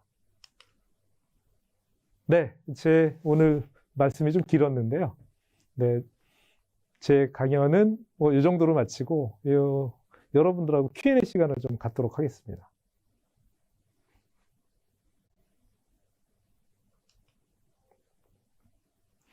네, 먼저 이 사전에 저희들이 받은 질문이 5개가 있습니다. 그래서 첫 번째, 미래의 공학이 어떤 영향을 미치는지, 뭐 오늘 강연에서 이미 말씀을 드렸던 것 같고요. 4차 산업혁명이라는 것은 그 중심에 공학이 있는 것이다. 따라서 뭐 미래의 공학이 영향을 미치는 것이 아니라 미래 사회 자체가 공학을 중심으로 돌아갈 거다라는 말씀을 드리고요. 공학에서 어떤 과목을 배우는지 전공마다 좀 다릅니다. 그런데 여러분들이 수학이나 과학 그 연장선에서 단순히 생각하실 필요는 없는 것이고요. 그 원리를 이용해서 다시 실질적인 그 원리를 이용해서 어떤 물건을 만들고 그걸 새로운 것들을 개선하고 하는 것의 구체적인 내용을 배운다. 이렇게 이해하시면 되겠습니다. 네, 스타벅스 금호공대 들어오나요? 죄송합니다. 금호공대에 스타벅스 없습니다. 앞으로 들어올까요? 이것도 죄송할 것 같아요. 왜냐하면 금호공대가 학생 수가 그렇게 많지 않습니다. 예전에 저희가 스타벅스하고 한번 접촉해 본 적이 있는데 저희 학교 학생 수로는 스타벅스를 유치하기가 좀 어렵다고 하네요. 대신에 금호공대에는 저희 학교 소비점에서 운영하는 북카페가 있습니다. 시설 상당히 훌륭하고요. 커피 맛 싸고 좋습니다. 그리고 금홍대 졸업 후에 주요 취업처가 어디냐? 대기업도 있고요. 공기업도 있고. 그 다음에 최근에는 그 뭐 중견기업도 있고, 사실은 중견기업도 있고 굉장히 다양합니다. 여러분들이 어디를 갈 거냐는 저는 여러분의 가능성이 열려 있다라고 생각하고, 사실은 중견기업, 중소기업 중에서도 저는 가능성이 있는 기업들이 훨씬 더 많을 수 있다라는 생각이 드는데요. 취업처는 뭐 말씀드렸지만 삼성, 뭐 현대자동차에 취업하는 친구 매년 있고 프랜카드도 붙는데 그 외에도 다양하게 있으니까 여기 여러분의 인생을 어떻게 설계하느냐에 따라서 결정될 거라고 생각됩니다. 금호공대 3가지 장점 알려주세요. 첫 번째, 공대답지 않게 캠퍼스나 이런 것들이 굉장히 이쁘고 좋다, 시설 좋다, 이런 말씀 드리겠고, 두 번째는 뭐니 해도 공대는 공대다워야 됩니다. 공대다운 것이 기름칠을 하는 것이 아니라 4차 산업혁명, 미래형으로, 그러니까 미래의 산업을 이끌 수 있는 내용, 그런 것들을 교육하고 연구하는 대학이어야 되는 거죠. 거기에 우리 대학이 한 발 더 앞서가고 있다라는 말씀을 드리고 싶고, 세 번째는 뭘까요? 뭐 사람이라고 해두겠습니다. 금호공대 오십시오. 굉장히 좋은 교수님들과 우리 직원 선생님이 여러분들 따뜻하게 맞춰주고 여러분들이 성장하는 것을 도와드릴 겁니다.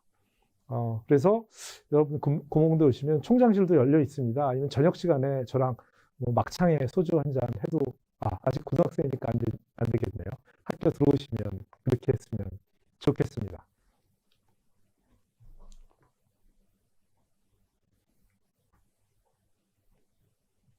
네, 실시간 질문이 지금 들어오고 있는데요. 네, 질문이 그거네요. 문과인 학생도 공대 갈 수 있나요? 있습니다. 공부하기 쉬울까요? 쉽진 않겠죠. 다시 말하면 문과였다가 이과로 오면 아까도 말씀드린 수학적인 것, 그런 것 때문에 이과 출신보다는 조금 더 고생을 하게 될 겁니다. 그런데 공학의 핵심은 문과, 이과, 수학이 아니다라는 말씀을 드렸고요. 어떤 물건을 만드는 데 있어 관심, 사회적인 관심, 이런 것들이 훨씬 더 중요할 수 있습니다. 얼마든지 가능합니다.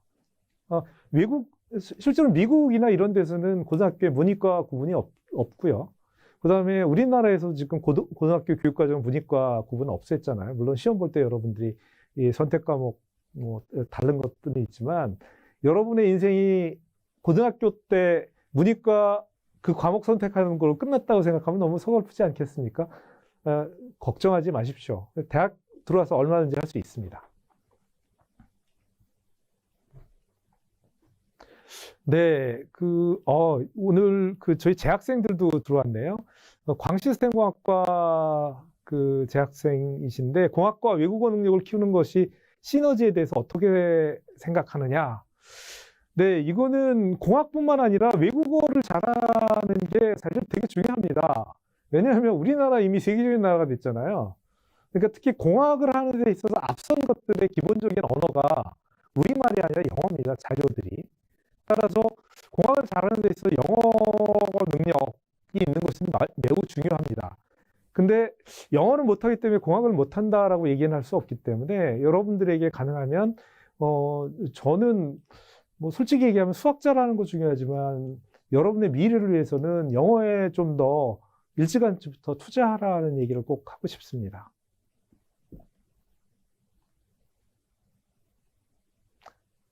네, 뭐 긴 시간 제가 말씀을 드린 것 같고요. 질문에 대한 답변은 이 정도로 마무리하겠습니다.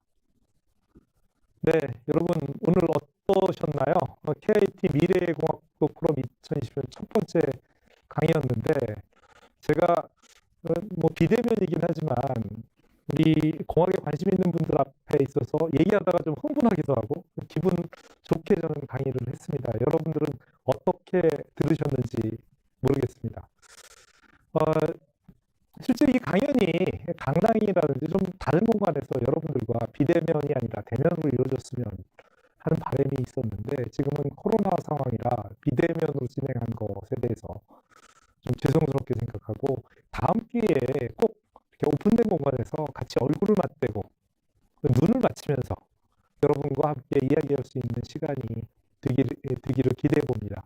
다음번에는 코로나 상황이 좀 좋아지면 대면 형태로 이 포럼을 진행하겠다라고 약속드립니다.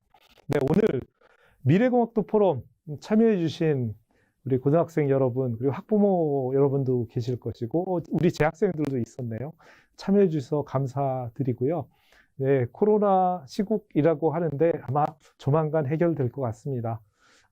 건강 조심하시고 금호공대에 많은 관심 가져주시기 부탁드립니다. 네, 감사합니다.